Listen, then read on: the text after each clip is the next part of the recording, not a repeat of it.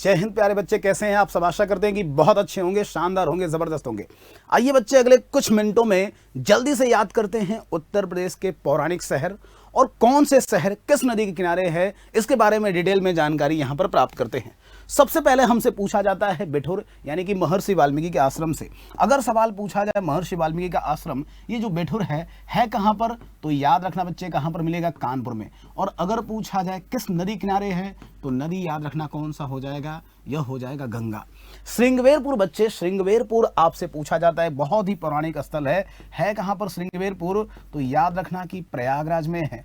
और ये भी किस नदी किनारे है, उत्तर हो जाएगा गंगा नदी के। क्या उत्तर क्या हो जाएगा, गंगा नदी के। अगर हम बात करें सिरसा का, तो सिरसा भी प्रयागराज के ही, आप देखेंगे प्रयागराज में ही स्थित है।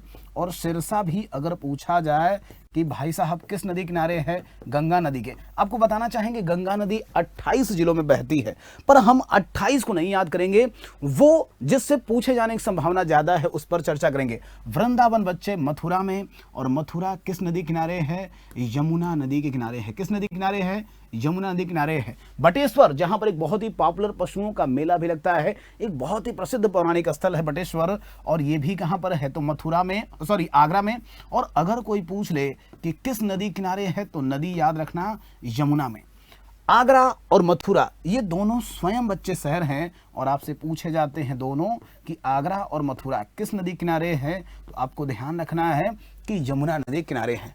इसी तरीके से बात करें लखनऊ की, तो लखनऊ नवाबों की नगरी, जौनपुर भारत का सिराज, और नैमिषारण्य जिसे हम तीर्थों का तीर्थ कहते हैं बच्चे। कहा जाता है कि उत्तर प्रदेश में पहली सत्यनारायण भगवान की कथा भी नैमिषारण्य में ही हुई थी। कई बार ये सवाल पूछा जाता है कि नैमिषारण्य किस जिले में है, तो आपको ध्यान रखना है कि नैमिषारण्य है कहाँ पर, सीतापुर में है। और ये तीनों ही, लखनऊ, जौनपुर और सीतापुर, तीनों से सवाल पूछा जाए किस नदी किनारे है, तो गोमती नदी किनारे है। याद रखना इस बात को। इसी तरीके से बच्चे अगर हमसे सवाल पूछा जाए गोरखपुर का, तो गोरखपुर का शोक कहते हैं राप्ती नदी को। किसको, गोरखपुर का शोक कहते हैं राप्ती नदी को। गोरखपुर राप्ती नदी किनारे है।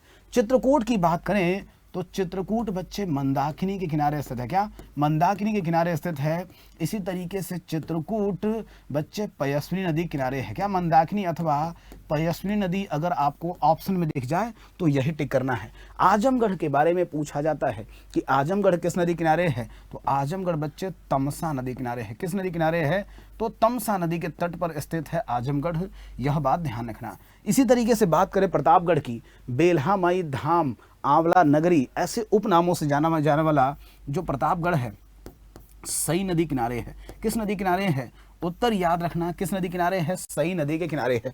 इसी तरीके से प्यारे बच्चे बरेली से सवाल पूछा जाता है, तो बरेली जिसके बारे में हम लोग कहते हैं कि उत्तर प्रदेश में सबसे कम गर्मी बरेली में पड़ती है, दिया सलाई उद्योग के लिए प्रसिद्ध है बच्चे बरेली, और सुरमा नगरी के नाम से जानते हैं बरेली को। यह पूछा जाए तो यह बच्चे किस नदी किनारे है, राम गंगा नदी के। क्या, राम गंगा नदी के। इसी तरीके से बात करें तो मुरादाबाद, जिसको कि हम पीतल नगरी कहते हैं, मुरादाबाद जिसे सवाल पूछा जाता है कि यह बताइए ब्रॉस कैपिटल ऑफ यूपी या ब्रॉस कैपिटल ऑफ इंडिया किसको कहते हैं, तो मुरादाबाद बच्चे मुरादाबाद को ही कहते हैं। और ये जो आपसे नदी पूछा जाए, याद रखना ये भी किस नदी किनारे है, तो बरेली और मुरादाबाद दोनों ही राम गंगा नदी किनारे है।